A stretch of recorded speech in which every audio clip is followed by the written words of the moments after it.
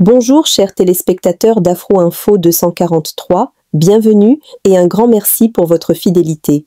Entre le 9 et le 11 novembre 2025, les jeunes patriotes congolais appelés Wazalendo ont conduit une opération dans le territoire de Masisi, province du Nord Kivu, visant à affronter des éléments de l'armée rwandaise affiliés à la force RDFM 23. Ils rapportent la neutralisation de plus de 88 militaires dans 5 localités. 1. À Burora, environ 25 éléments de la RDF M23-AFC. 2. À Kasopo, environ 32. 3. À Shango, environ 12. 4. À Ngesha, environ 25. À Ndete, zone où l'armée rwandaise aurait subi les pertes les plus importantes. Parmi les neutralisés se trouverait un certain Nshuti Damaseni, originaire de Kibuye, Rwanda, élève transféré en RDC pour participer à des opérations alors que ses parents n'en avaient pas été informés. À la suite de ces pertes annoncées de la RDF dans Masisi, certains soldats seraient en train de s'en prendre aux champs et cultures des populations locales. 88 militaires rwandais ont été neutralisés par les jeunes résistants Wazalendo dans les territoires de Masisi entre le 9 et le 11 novembre 2025. Wazalendo, qui font les ratissages à Masisi, ont réussi à trucider les militaires rwandais dans les localités suivantes. À Burora, 25 ont été neutralisés par Wazalendo. À Kasopo, 32 RDF M23 FC ont rejoint les ancêtres. À Shango, 12 RDF M23 FC ont été supprimés par les jeunes résistants Wazalendo. À Ngesha, 25 RDF M23 ont été éliminés par Wazalendo. En Ndete, les calculs continuent car c'est ici où l'armée rwandaise a eu plusieurs morts. En direct de Masisi, je vous laisse suivre les commandants Muzalendo qui nous avons contactés pour nous donner la précision sur cette guerre à Masisi. Il est en direct de Masisi sur la ligne de front. Tungali muratisaje tumepata kwanza DPKM aka yenye na Vala Gastore maiti kwanza tuko tunahesabia maiti 78 mueneo zote kwanza zenye tuko tuna controlation niko naita niko nauliza kila ngambo maiti yenye walipata Burora kulipatikana maiti 25 kungambo ya nani ya Kasopo maiti 32 kungambo ya Shango kunapatikana maiti 12 kungambo ya nani ya kwenye wanaita nani Ngesha kungambo ya Ngesha kwenye walianguka mwambiskari nao kunapatikana maiti 25 kungambo ya kwenye wanaita Ndete njo kwenye siapata effectif ya bamoro wenye wanaweza ukua kama tungali tunafanya ratisage kwenye tulikuwa tunapita tuko tunakimbizana nabo kwenye wanaweza ukua wanafika. C'était le commandant Muzalendo en direct de Masisi sur la ligne de front qui nous a donné des précisions. Parmi les neutralisés, il y a cet enfant. Cet enfant aussi neutralisé sur le sol congolais. Quand les Rwandais ont vu cette photo, ils nous ont précisé que cet enfant s'appelle Nshuti Damaseni de Kibuye au Rwanda. Ses parents ont été choqués de voir l'enfant en République démocratique du Congo alors qu'il était élève, il était à l'école.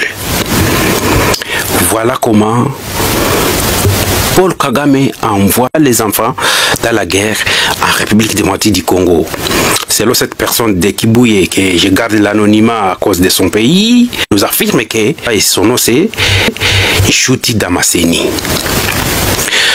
L'armée rwandaise qui a peur des Wazalendo suite aux multiples pertes pour se sauver, le RDF M23 FC coupe les bananiers et dévaste Masisi, craignant Wazalendo d'utiliser les champs pour attaquer les troupes rwandaises à Masisi. Et regardez à Masisi, en République démocratique du Congo. Masisi maro Masisi wanakosesha amani. Ona watoto wako visamu. Wako na baba vile wenye viko mali. Vika kugomala ni wewe ndio wanakibeba. Maraba Yesu. Kamba ya watu ya kura. Si wanaweza lungula? Ndio wameitingiza pale kama na kule washafika hako. Yesu. Ona pale. Kumbe na mkardia kare zida. Wanapenda mkare zida jo wanapenda mwangare jo wanafika wanaingia mole migomba. Mole migomba na bana. Ces images enfumées et feu n'augurent pas. Le feu d'Ican réalisé à l'extérieur est destiné au chauffage, mais plutôt il s'agit de l'incendie du site de déplacés de Kigonze orchestré par les éléments de la milice CRP de Thomas Lubanga, allié d'M23. Le jeudi, des miliciens ayant trouvé refuge dans ces lieux hautement protégés par les droits internationaux humanitaires, a indiqué le lieutenant Jules Ngongo Chikoudi, porte-voix de l'armée loyaliste Anituri. Tous les éléments de la CRP qui ont fui le rouleau compresseur de forces armées au niveau de Nyamamba, qui se sont réfugiés dans le site de déplacés. Parce que là, c'est clair. Partout où vous êtes, nous allons vous arrêter. Et ce message, vous devez savoir que nous avons le renseignement. Tout est parti de l'arrestation du fameux Tango Papa, communicateur de la CRP, par les services de défense et de sécurité à Nitori, sous les commandements du lieutenant-général Luboyanka Chamadjoni, gouverneur militaire. Ces miliciens de la CRP enregistrés sous l'identité des déplacés des atrocités d'Enjougou dans ces sites manifestent également et réclament la libération de leur fameux Tango Papa, servomoteur de la CRP pour les forces armées.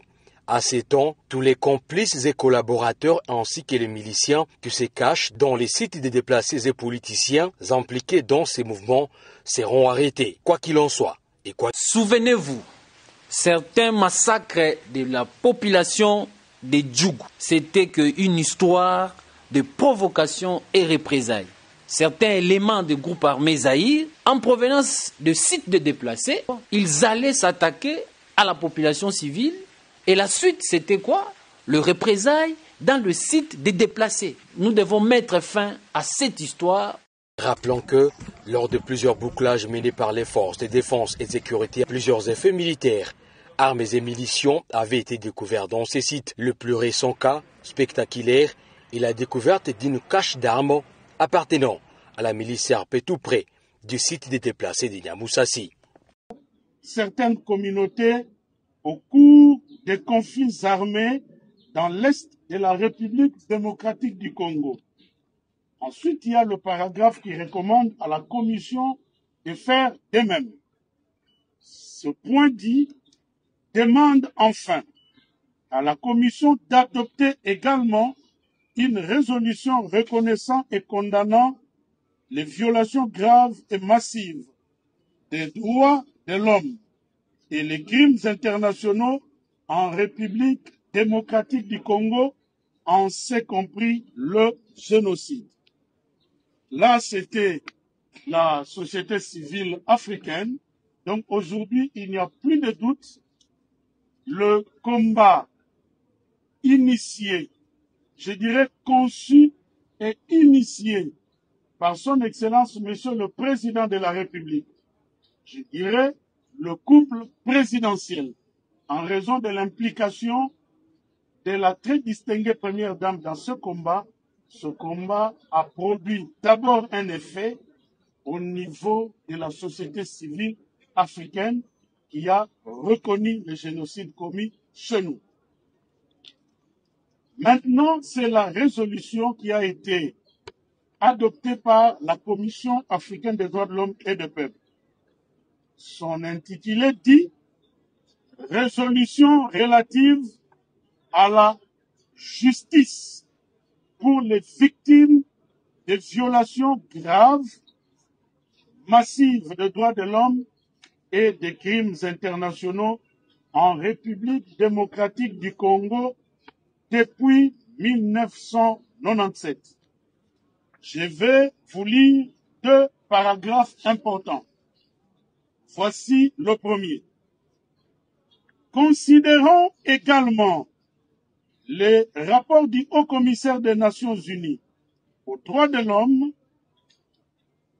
intitulé « Rapport du projet Mapping concernant les violations les plus graves des droits de l'homme et du droit international humanitaire commises entre mars 1993 et juin 2003 sur le territoire de la République démocratique du Congo. En ces paragraphes 233 et 510 à 516 qui établissent, au-delà de tout doute raisonnable, qu'il y a des actes de génocide. Chef d'État, alors voilà, enfin le président de la République, Félix-Antoine Tshisekedi Tshilombo et son homologue, voilà, ils vont changer des bureaux. Ils viennent de terminer cette première rencontre en tête-à-tête, comme vous le voyez. Ils étaient tous les deux accompagnés simplement de leur traducteur. Et maintenant, ils entrent dans cette salle comme vous êtes en train de les voir. Il y a 10 collaborateurs de part et d'autre. Du côté de la République démocratique du Congo, comme vous êtes en train de les voir en ce moment, il y a le directeur de cabinet du président de la République, Anthony Kinzo Kamole. Il y a la conseillère diplomatique du président de la République, Katharina Mbouy Wagner. Voilà, ils viennent de saluer les deux délégations. Comme le veut la tradition. Voilà, maintenant c'est du côté congolais où l'on présente à tour de rôle chacun des collaborateurs. Et ce sont ces personnalités, on voit le Conseil spécial en matière de sécurité qui salue, voilà, l'Agence nationale de renseignement est également. Donc tout le haut cadre sécuritaire accompagne le président de la République dans cette rencontre. C'est ce que veut la tradition et toute la tradition plutôt, et toute sa personnalité vont donc accompagner les deux chefs d'État pour une rencontre qui devrait prendre presque une heure parce qu'il s'agit d'importantes questions. Alors nous sommes arrivés à la fin de cette édition. Merci à vous de nous avoir suivis jusqu'ici. Si vous avez apprécié ces contenus, n'oubliez pas de vous abonner à notre chaîne, d'activer la cloche de notification pour ne rien manquer de nos prochaines vidéos. Likez et partagez cette vidéo. On se retrouve très prochainement. À bientôt.